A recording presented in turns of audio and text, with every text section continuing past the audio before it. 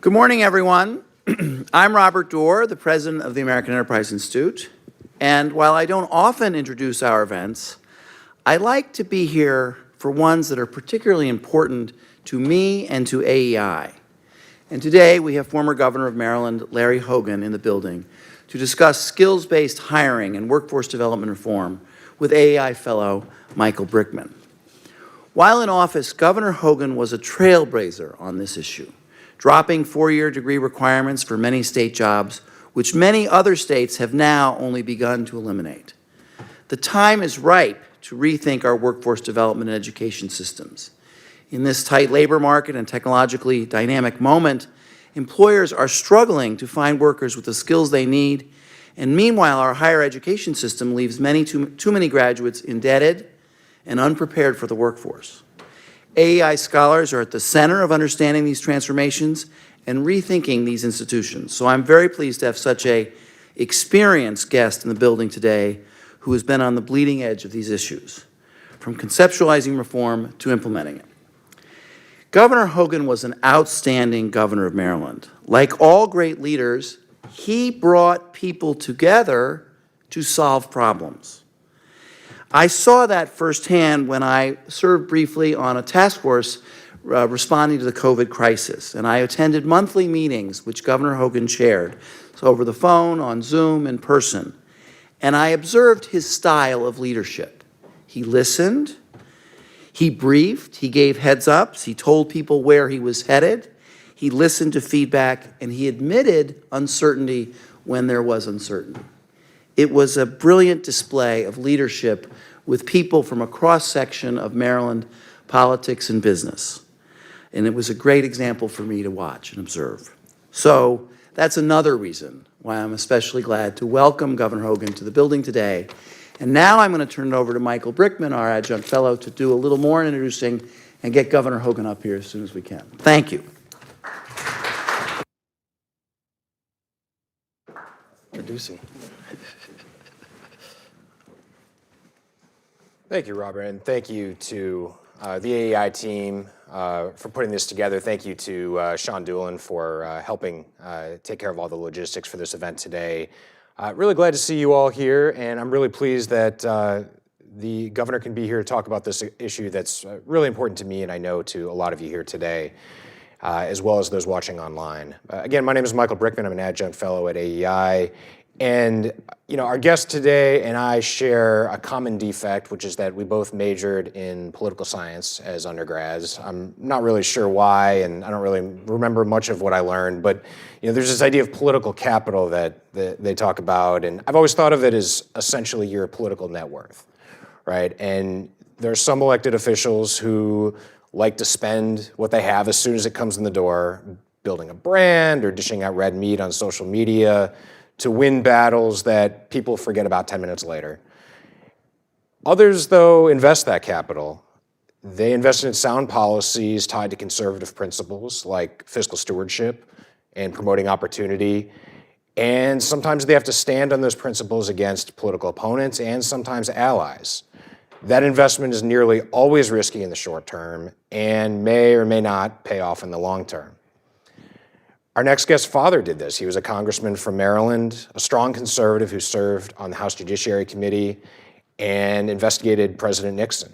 He was the only Republican to vote for all three articles of impeachment, and despite the backlash he received from doing that, continued throughout his career to fight for conservative principles, including low taxes, good government.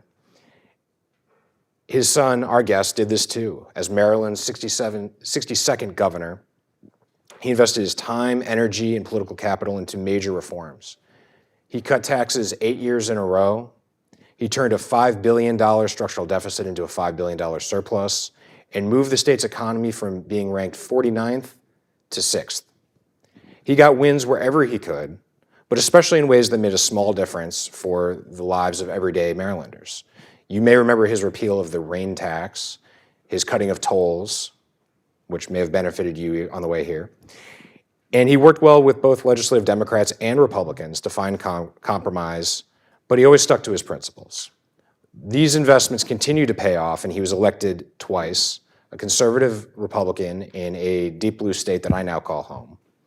He left office with an approval rating around 80%, but not before leaving a lasting mark on improved opportunity for Marylanders, and not in the fake progressive way of virtue signaling and quotas, but through meaningful improvements to education and workforce development. He appointed strong leaders, including some here at AEI, to higher ed and K-12 boards and gave them a mandate for change. He enacted a statewide voucher program, which few people seem to know, and today that serves 3,300 students in the state of Maryland. He demanded that schools reopen in person after COVID over the fierce objections of teachers' unions, which they now pretend never happened. And he ensured a focus on useful higher education pathways like cybersecurity, healthcare, engineering, other in-demand fields, rather than radical political advocacy or degrees to nowhere, like maybe political science. He's put principle before furthering his own career, standing up to the extremes on both sides, and yes, to another former Republican president. He recently, though, gave up a prominent opportunity for himself at Harvard due to growing anti-Semitism on campus, and I think it's really important to note that that was before Harvard president made sure we all knew what a big problem anti-Semitism is on her and many other campuses across the country. He's here today to talk about his declaration that not everyone needs a 4-year degree, because he realized that a growing number of jobs require a degree, even though the skills needed for those jobs can be obtained in other places more affordably. And many people without a degree are doing those jobs just fine today. Degree requirements mean more higher education credentials at a higher cost in order to get the same job at the same pay. Degree requirements mean that who you know and where you come from are more important than what you know. I'm really excited to talk to the governor today about this issue because for me personally, working to eliminate degree requirements for federal jobs was the issue that I was most proud to work on in the last administration. Today, in addition to AEI, I also get to spend some of my time at the Cicero Institute helping other states follow Maryland's lead in getting rid of degree requirements. In addition to many private sector companies, there are now 16 states that have removed degree requirements for state jobs, in addition to the federal government. We're going to talk more about this together, but first we want to hear from Governor Hogan directly about how he's led the way in promoting opportunity, including through skills-based hiring in his state, and about his time in office, as well as what he's planning to do next. So please join me in giving a warm welcome to Governor Larry Hogan. Thank you, Michael. Very nice. Well, good morning. What an honor. I have two incredible, much too kind introductions. Thank you for the kind words. Great to be here with all of you this morning. Michael, I want to thank you for all of the great work that you're doing here, that you have done to improve education systems and to advance common sense reforms like skills-based hiring. And I want to thank Robert for being here, for his great leadership of AEI, and thank all of you for the work that you do every day to promote free enterprise, democracy, and strong American leadership in the world. I'm happy to have this opportunity to discuss this important topic because I think far too often credentials are rewarded more than hard work and real skills. Thanks for the shot about political science degree. Mine came from Florida State, which some people would say is not like having a 4-year degree. But for decades, gradual degree requirement creep has been the prevailing trend in both the public and the private sectors, which has meant that more and more jobs have become out of reach for too many Americans who don't have a college degree, even if they possessed the skills needed to do the work. Gained through the military, other job experience, or skills training. The basic unfairness not only undermines our economy and economic mobility, but I think it has also helped make our politics more divisive and dysfunctional by contributing to the diploma divide that increasingly dominates our politics. This is especially true as higher education has become more unaffordable and more out of touch with the values that make this nation great. And just look at the recent, it just touched on the situation at Harvard about 5-6 weeks ago. Look, I'm a guy who worked his way with 3 jobs, worked his way through a state university to get a bachelor's degree. I was honored that at Harvard, I thought it was a big deal. I had 2 fellowships I was going to do in the School of Public Health to talk about our response to COVID, and the Kennedy School, talk about politics in America and how we bridge the divide. But I was so outraged by the actions, or lack of actions, by the president of Harvard that I told them I was canceling my 2 fellowships. And this was 5 weeks, 6 weeks before the latest, which to me is just an outrageous example of how out of touch kind of elite academia has become with the average American. And it's outrageous. I think this is going to really bring to a head some discussions, hard discussions that we've got to have with our institutes of higher learning. Just totally against everything that we stand for. Can you imagine if the president of Harvard, insert any other group, when they're chanting death to the Jews and talking about genocide, and it's like, well, unless it results in some action, we don't think it really infringes upon anyone's rights. I'm sure we'll have a chance to talk about this a little bit later. Then we get off on that, but I think what's happening today is just an example of how the loudest and angriest voices seem to get all the attention, while the voices of the exhausted majority are being ignored. Some of these folks seem to be hell-bent on tearing America apart, and the result is unrestrained toxic politics and rabid tribalism and hatred of the other. And I believe that we can and must do better. I think we can start by making sure that a degree at a prestigious university isn't the only pathway to the American dream. So in 2022, when the state of Maryland and employers all across our state and all across America were struggling to fill job openings and to get people back to work following the pandemic, private sector employers and state governments desperately needed more skilled workers, and we knew that we needed to try something different. That's when I became the first governor in America to eliminate the college degree requirement for jobs that don't need them. So in Maryland, that included 20,000 state jobs that talented people who had been excluded could now apply for. And we recognized previous work experience, military service, community college, 2-year degrees, other relevant training and work experience. And our efforts resulted in immediate and dramatic results. In just the first 6 months, we saw a 34% increase in non-4-year degree applications and a 41% increase in hires in the first year. This initiative has now been followed by 17 other states.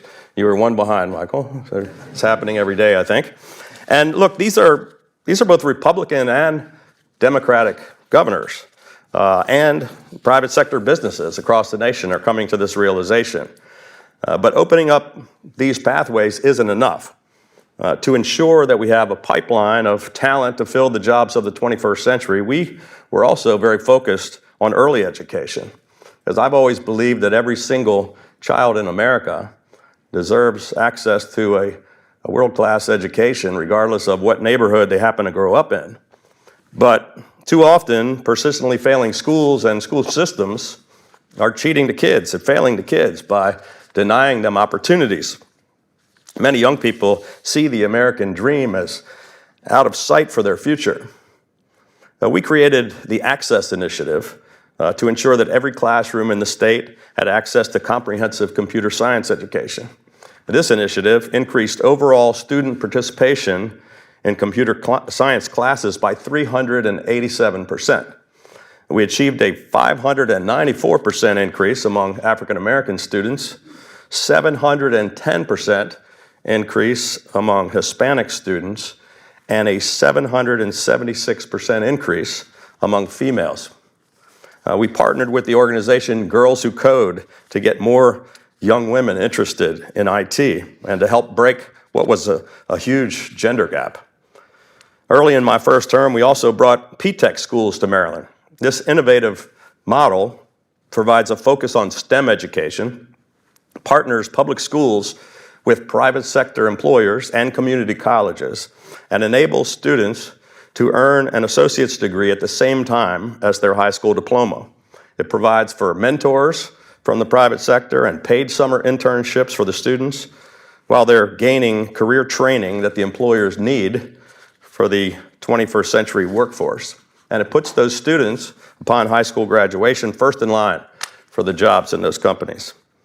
This program is providing opportunities to people who didn't have them, and it's changing lives for the better.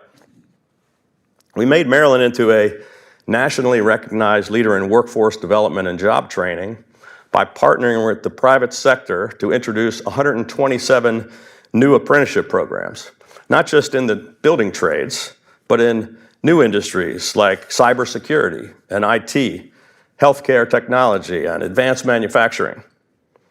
I'd love to say that Maryland is the cyber capital of America because we're home to the NSA and the US Cyber Command and NIST.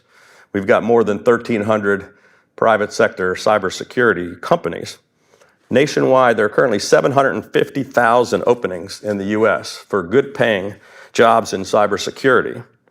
We only graduate 60,000 students each year with applicable bachelor's degrees. But the good news is that most of these jobs don't require an advanced degree or any degree at all. We have more centers of cyber excellence than any state in the nation, and we're producing the next generation of cyber warriors, far more of this talent than any other state. We also launched a nationally recognized Earn Grant job training program, again partnering with the private sector, to allow companies to design the training programs to the exact skills that they need. And we funded it with federal and state dollars, partnered with our community colleges to help administer the training. Most of these students, somewhere over 90% of the students, immediately get jobs upon completion of the programs. And the state gets $17.32 of economic return for every dollar invested. Now that's a win for the employers, it's a win for the state, and it's a win for those folks who now have those opportunities at those jobs. Look, don't get me wrong, we rail a little bit on credentialism, and we're going to beat up Harvard and some of the Ivy League schools maybe in our discussion later a little bit, but I'm a big believer in higher education. But the out of control, ever increasing costs of higher education is really a crisis, and it's cutting off pathways to success for far too many people. And then some people graduate with political science degrees, and so a lot of students are graduating with a degree with unsustainable levels of debt, and frankly, sometimes without the skills that they need for the workforce of today.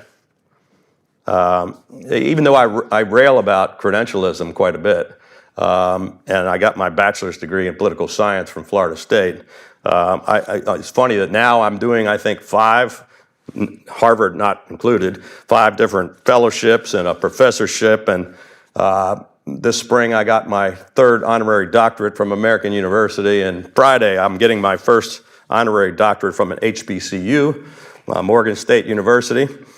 So I think I'm now over-credentialed and still don't have the skills needed to succeed in the jobs of today. But for 8 years, we worked to make college more affordable and more accessible.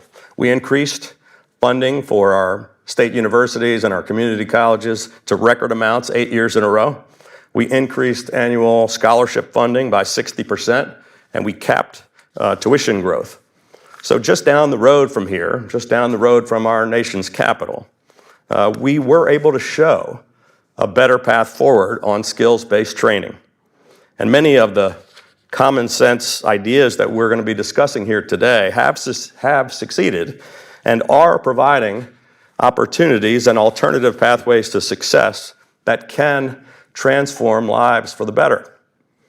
I believe that we must reorient our education systems and our hiring practices and our job training programs to fit the economic needs of the 21st century. Because without a skilled workforce, we can't have a strong economy, which will enable us to compete with China and to win in the 21st century. And the good news about this is, I'm a big guy that talks about bipartisanship and reaching across the aisle. I govern as a Republican governor in the bluest state in America. But this is not a Republican or a Democratic issue. This truly is a bipartisan issue. At a time when we seem to be hopelessly divided, this is one thing I think we can find agreement on. And it's something that all Americans should be able to agree on. Too often today, neither side really seems to want to make progress. Seems like they just want to make demands and win arguments on social media. Like, I'm willing to stand up and fight for the things that really matter, but not to fight to perpetuate status quo politics as usual and polarization and paralysis. We are in a fight for America's future, and this is a fight worth fighting. And like all of you here this morning, I still believe in supporting entrepreneurship, free enterprise, and economic opportunity for every American. I still believe in a more hopeful, optimistic vision for America's future. The promise of America has always been that you can work hard. If you work hard, you can get ahead and you can build a better life for yourself and for your family. I believe that most of us today are sick and tired of the angry, toxic politics.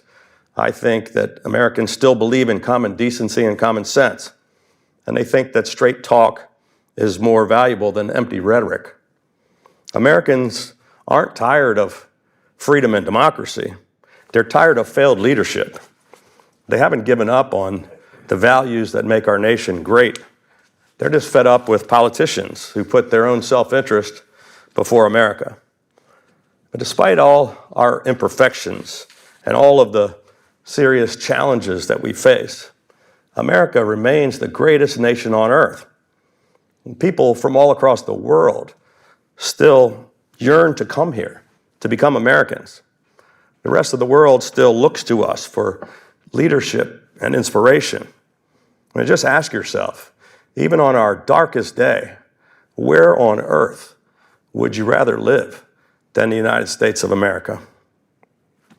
I still believe in the promise of America, and I think that all of you at AEI do. Thank you for believing in it too. Thank you for giving me this opportunity to be with you this morning, and I'm looking forward to the discussion. Thank you.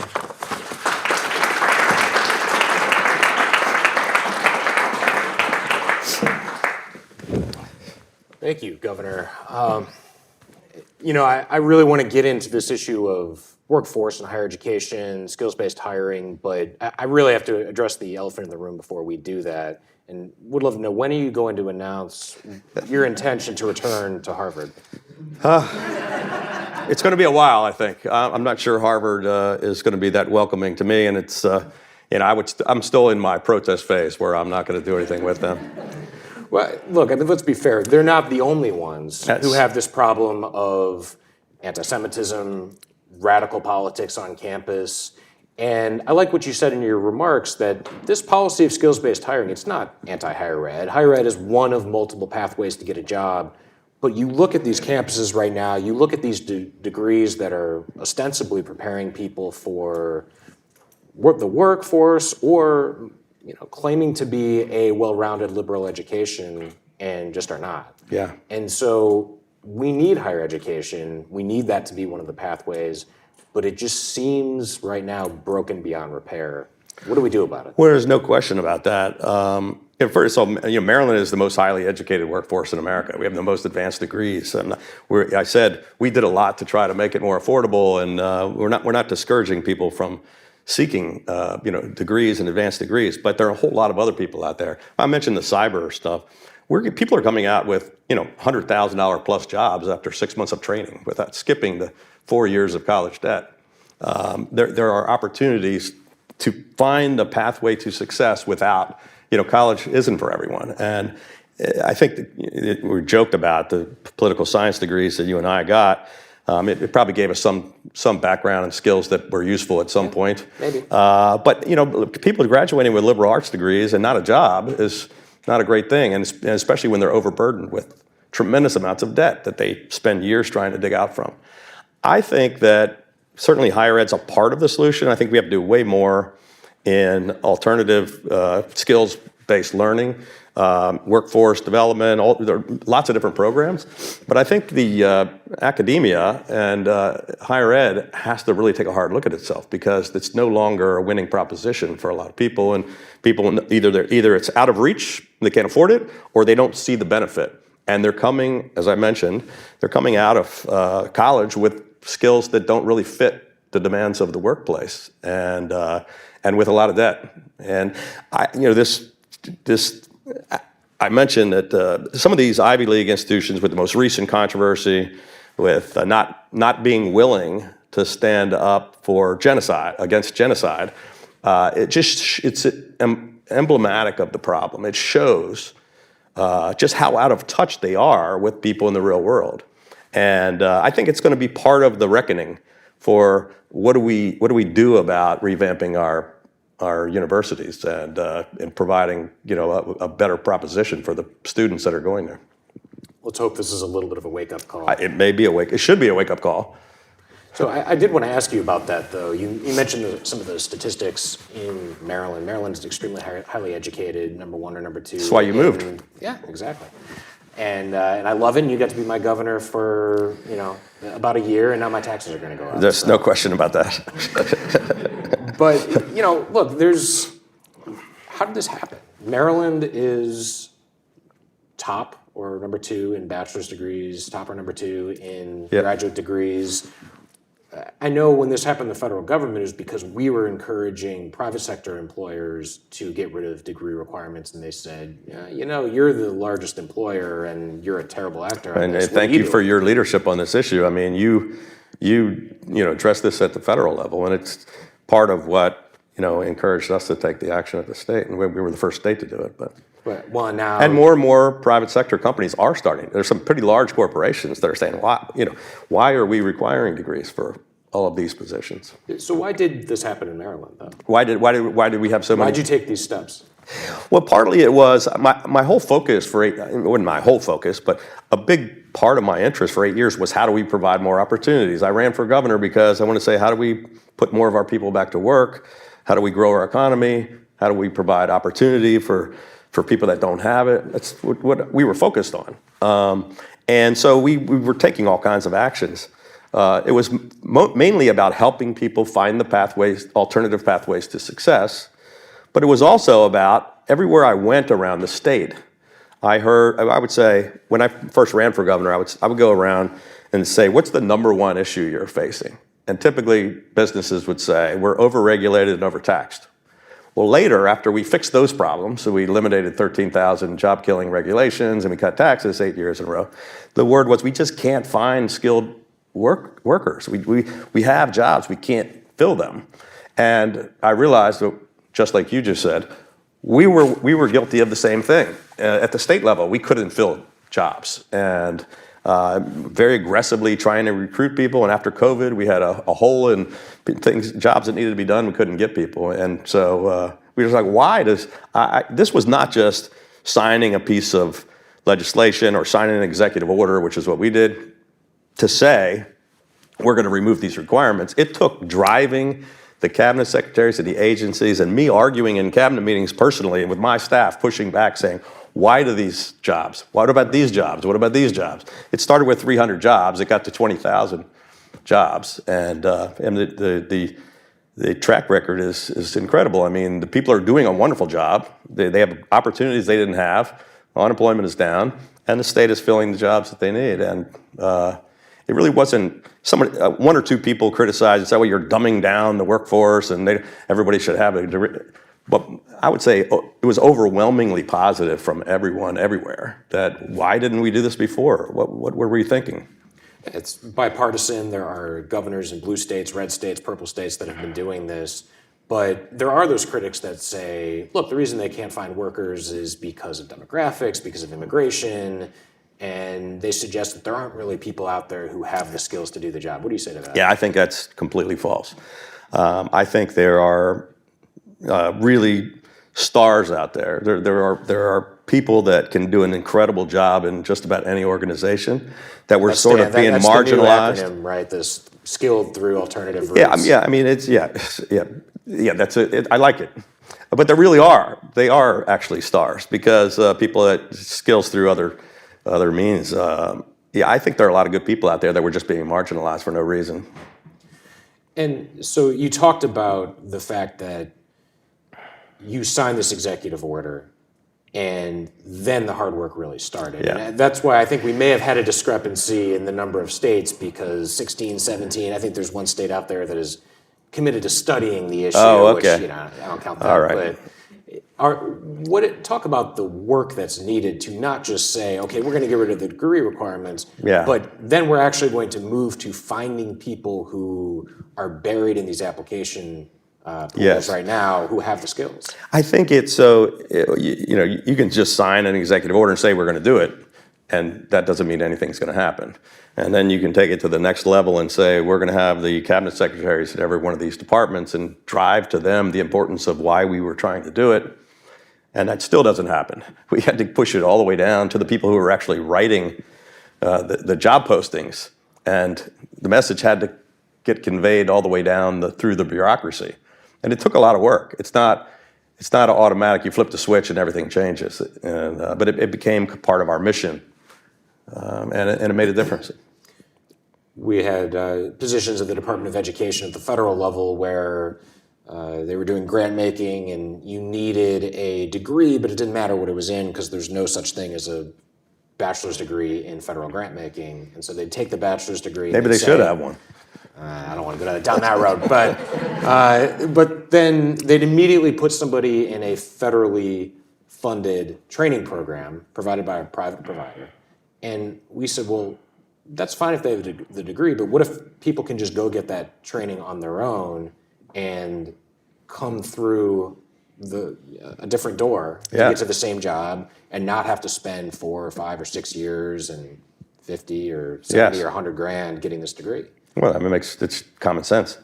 I thought so. The other thing that I think we got to look at is it's not just opening that initial door to say, okay, we're going to give you an opportunity you didn't have because you couldn't afford to go to school or because you served in the military and didn't go back to college, you were raising a family, or we're going to give you a shot. We're going to let you get the opportunity at that rung of the ladder. We've got to provide pathways for them to be able to grow even if they don't have a college degree. And if they can do the work, they shouldn't be discriminated against. I mean, we actually had, I didn't realize it at the time, but going back thinking about it, we had 4 members of our cabinet who didn't have college.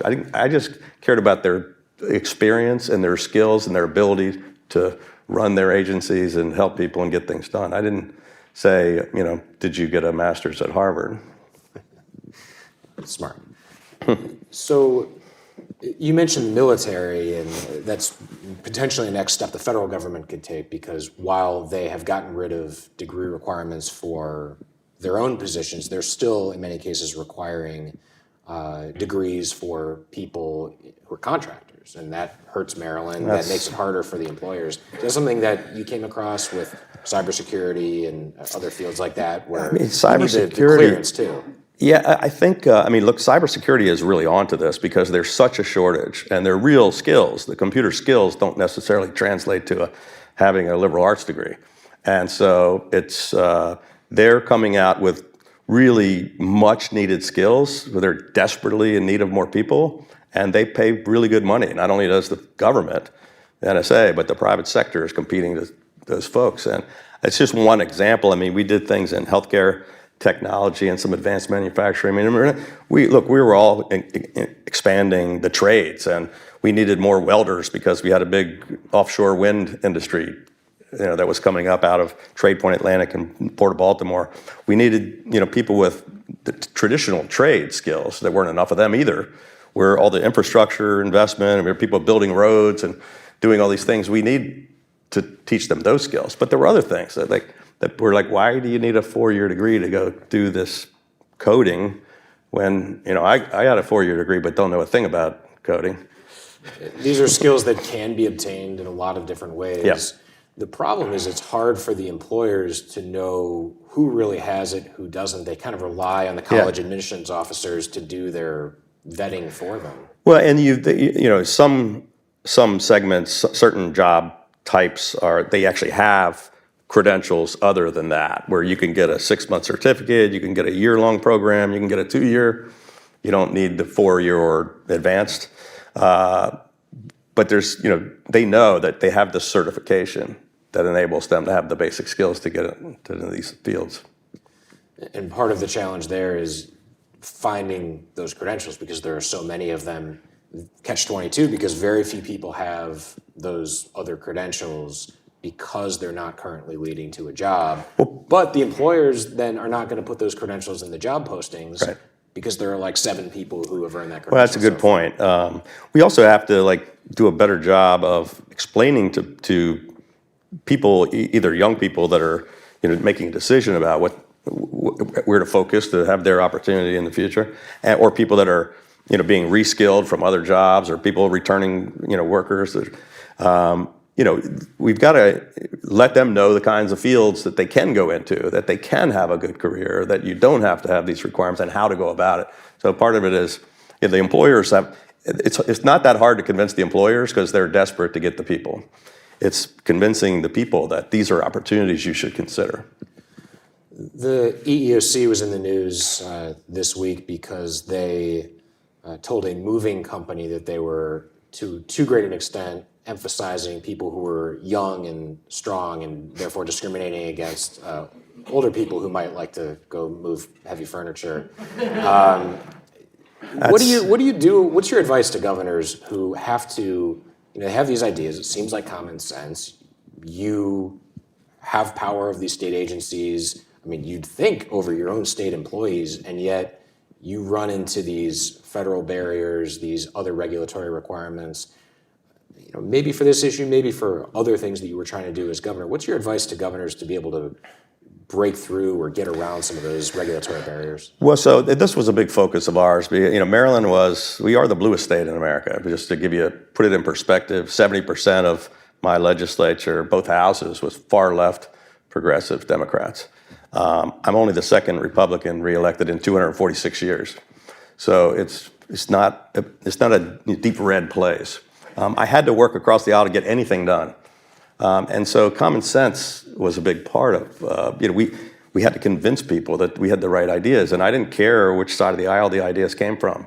We were trying to be as creative and open-minded about how do we fix this issue.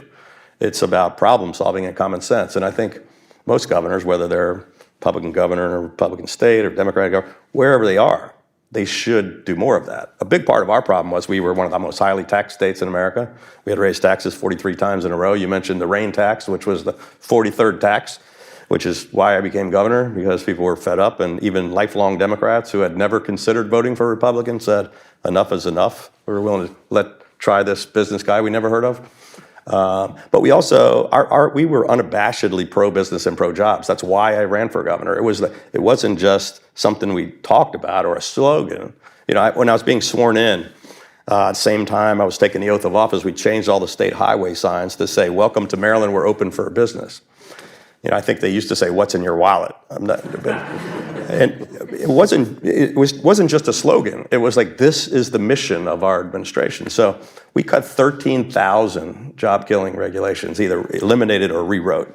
Anything we said this is an impediment to us creating more jobs, we got to change it.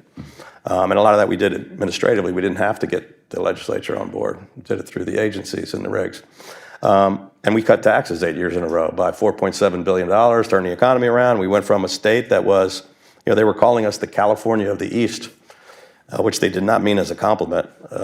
And we went to a place where people were fleeing the state in all directions, and we lost 10,000 businesses and 100,000 jobs, and we had a mass exodus. They couldn't get out fast enough, and we turned all of that around.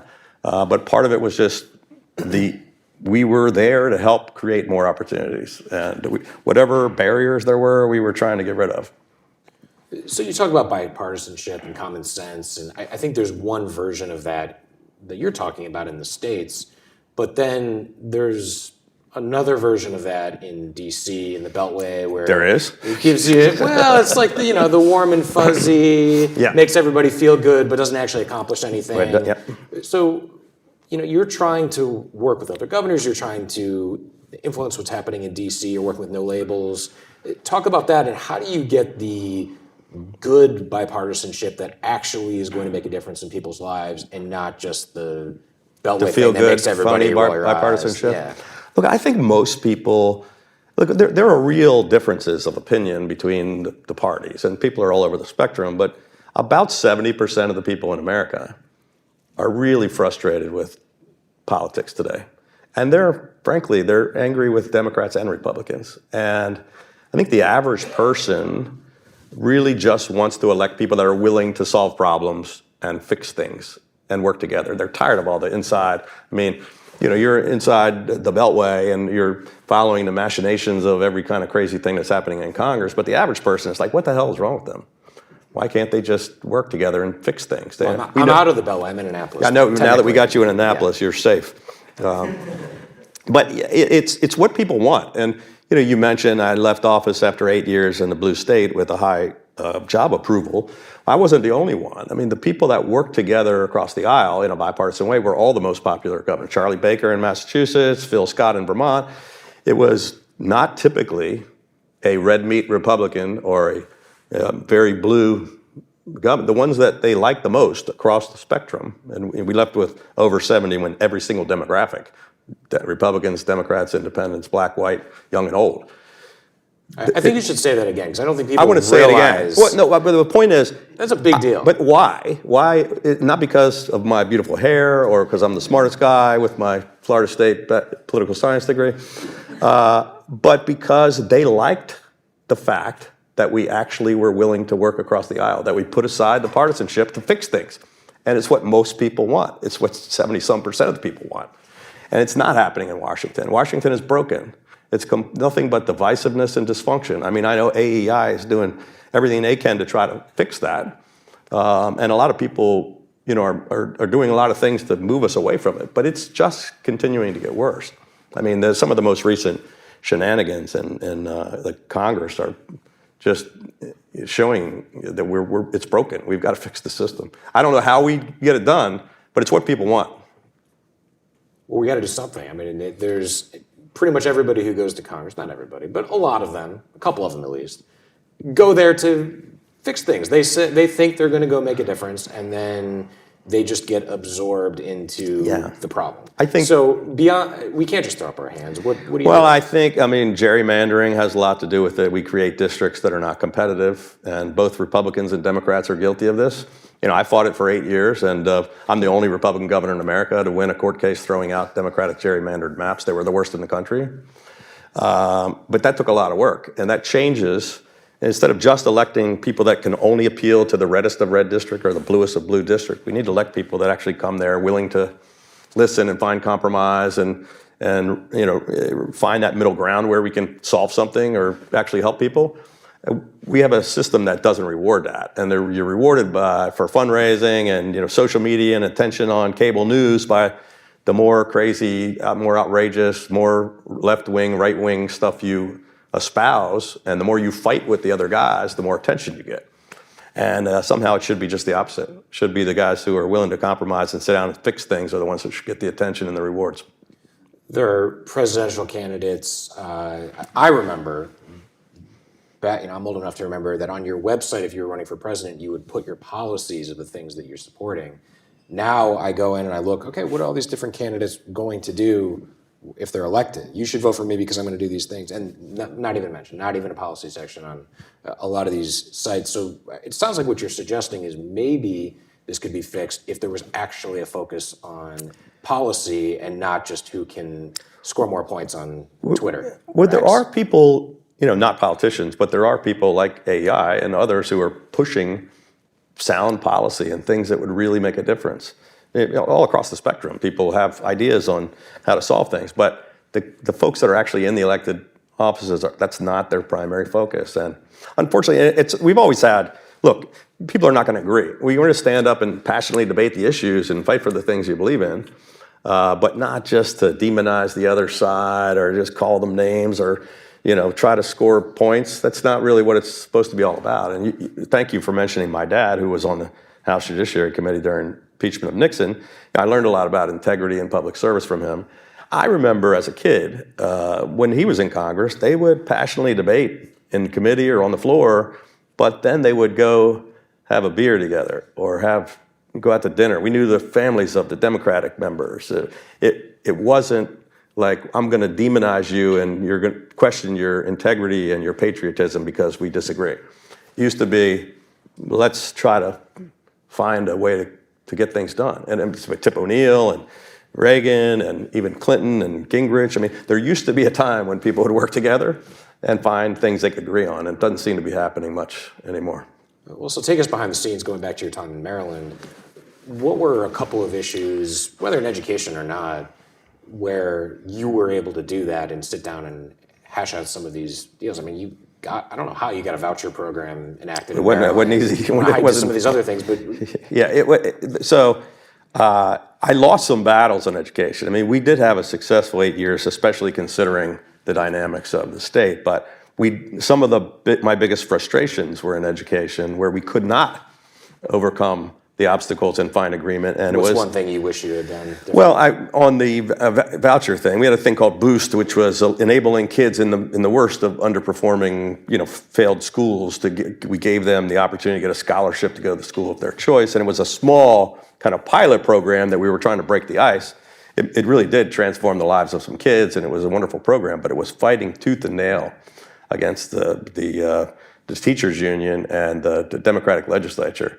I mean, and the new governor came in and said he was going to eliminate the program, but there was so much backlash because the public was strongly supportive of this.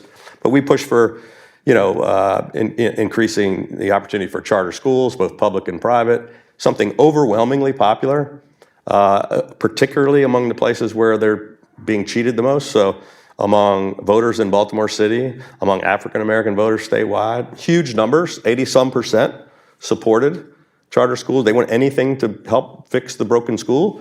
They wanted their kids to have an opportunity. The legislature killed many of those things because the teachers union was against, I guess they were threatened by change. And so frustrating. But we worked together with the Democrats on lots of issues, on healthcare reform, on cutting taxes, on, we didn't win them all, but I think the way we went about it was not bashing them or saying Democrats are bad. Saying, can we agree that this is a problem, even though we disagree on how to solve it? And isn't there some way we can find the middle ground instead of just fighting your positions and getting nothing done? So we're going to open it up to questions in just a minute, but before we do, and we'll take questions from both in the room and online. People will be coming around with microphones, so start preparing those questions in your head. Before we go there, though, one last question. There are candidates across the country who are running for governor. So let's just forget about D.C. It's broken. We'll deal with that later. But do you concede that Washington is broken, Mike? It might be a little broken. But what's your advice for them? I'm just wondering if you could take a couple of minutes to talk about, knowing all you know, two-term governor, particularly in a state that had divided government. What would be your advice to them as they are getting ready for campaigns to gear up and then eventually win, take office? Well, that's a great question. First of all, I think governors in general on both sides of the aisle are far more popular than people in Washington. It's like, by far, every poll would tell you, because they see governors as actually governing and running things and taking actions and being more decisive, as opposed to just arguing and having gridlock. But I think the advice to people running is be running for the right reason and espouse why you're running. I think for me it was, I think it was the authenticity and sincerity, because people believed that I actually was one of them, that I was going to fight for them, and that I was a regular guy who actually was in it for the right reasons. And I think there are people, especially governors, that have private sector experience, which we're lacking in our state legislatures and in Congress. But a lot of governors do have some background on how to actually run things. It's a big job, right? But I think also willingness to go everywhere and listen to everyone. I went into, I was a Republican running in the bluest state, no money, nobody thought we had a chance, but I went everywhere. I went into this Baltimore City and walked the streets, and people were saying, "What are you doing here? Like, we've never seen a Republican before."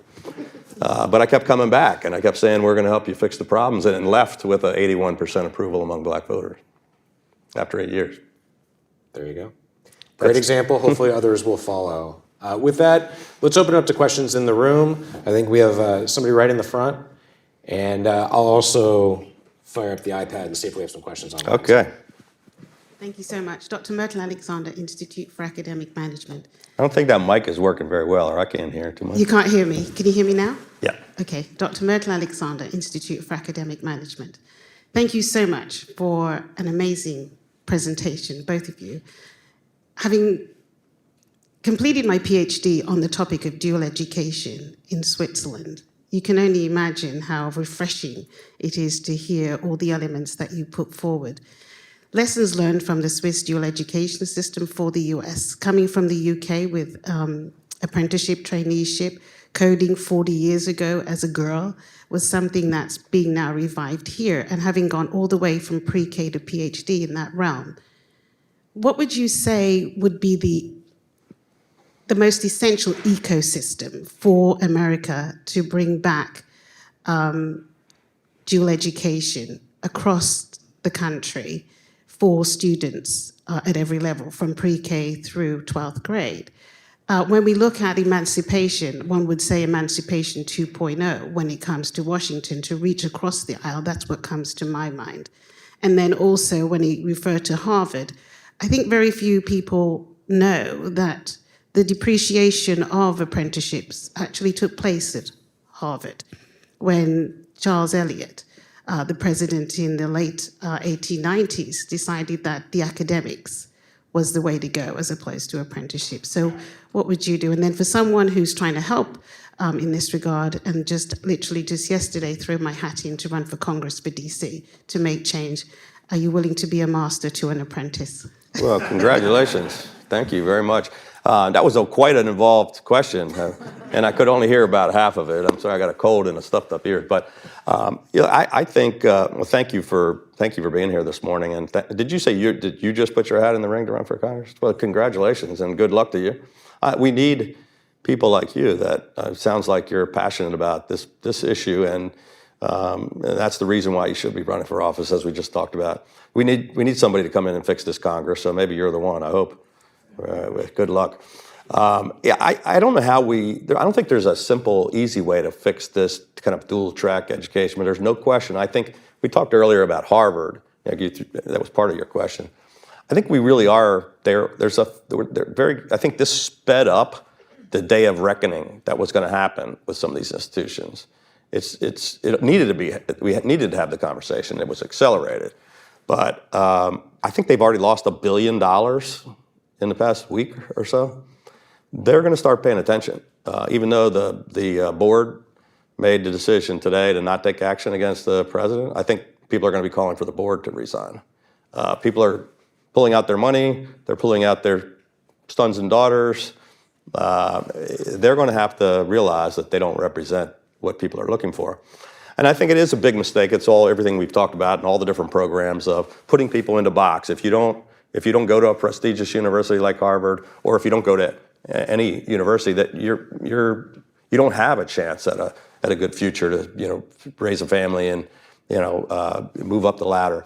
It's just not true. And we desperately need skills-based hiring and training right now more than we need more liberal arts degrees. I mean, I'll give you an example. My daughter, who was just elected as the first Asian female state's attorney in America, I'm very proud of her. She went to University of Michigan. She got her law degree. She, makes a decent living. Her husband, who didn't go to college, is a steam fitter who makes 3 or 4 times more than the lawyer does. We ought to be encouraging more people to go into those trades because we desperately need them. And she's still worrying about paying off some student debt. So she's hitting me up all the time. Other questions in the room?